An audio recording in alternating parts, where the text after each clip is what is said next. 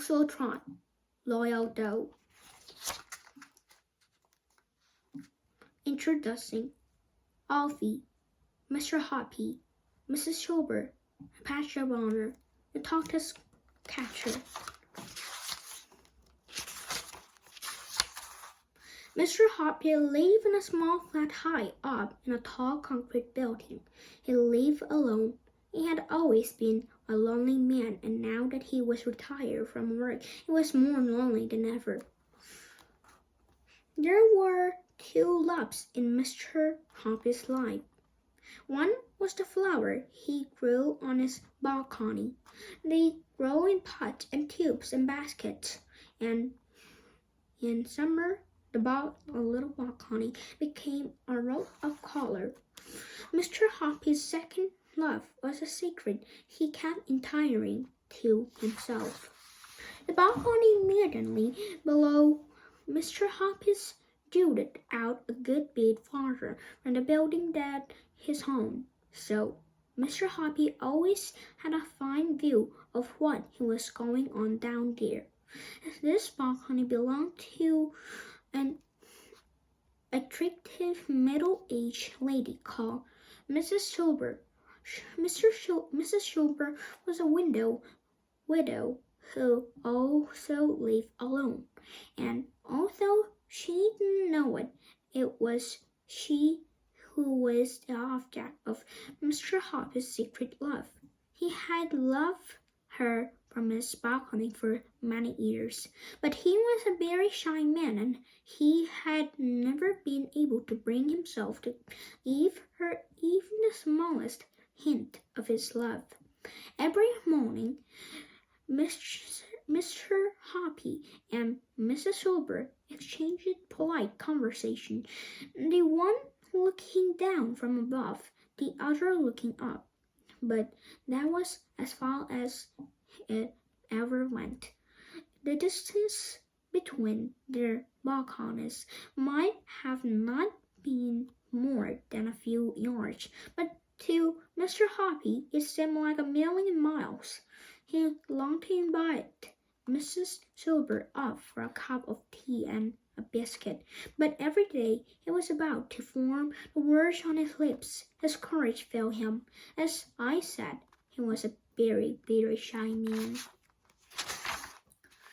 Oh, if only, he kept telling himself, if only he could do something tremendous, like saving her life or rescuing her from a gang of armed thugs. If only he could perform some great feat that would make him a hero in her eyes. If only. The trouble with Mrs. Schubert was that she gave all her heart, love, to somebody else, and that somebody was a small tortoise called Alfie. Every day, when Mr. Hoppy looked over his balcony and saw Mrs. Schubert whispering endearment to Alfie and stroking his shell, he felt a trifle jealous.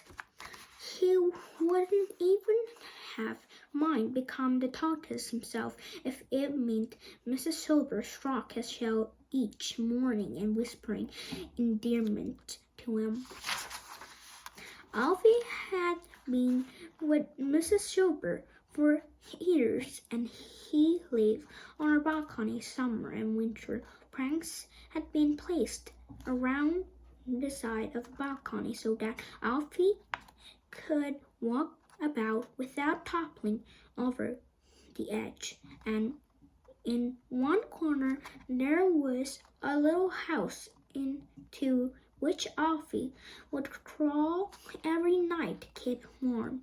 When the colder weather came along in November, Mr. Schubert would fill Alfie's house with dry hay, and the tortoise would crawl in there and bury himself deep under the hay and go to sleep for months to end without food or water. This is called hibernating. In early spring, when Alfie felt the warmer weather of his shell, he would wake up and crawl very slowly out of his house onto the balcony, and Mrs. Silver would clap her hands with joy and cry out, "Welcome back, my darling one! Oh, how I have missed you!" It was a time like these that Mr. Hoppy wished more than ever that he could change places with Avi and become a tortoise. Now, we come to certain bright morning in May when something happened to change and indeed electrify Mr. Hoppy's life. He was leaning over his balcony rail, watching Mrs. Silver serving Avi with breakfast. "Here's a heart of lettuce for you, my lovey," she was saying, "and here's a slice of fresh tomato and a piece of scrapy celery." "Good morning, Mrs. Silver," Mr. Hoppy said. "Avi's looking well this morning." "Isn't he gorgeous?" Mrs. Silver said, looking up and beam at him.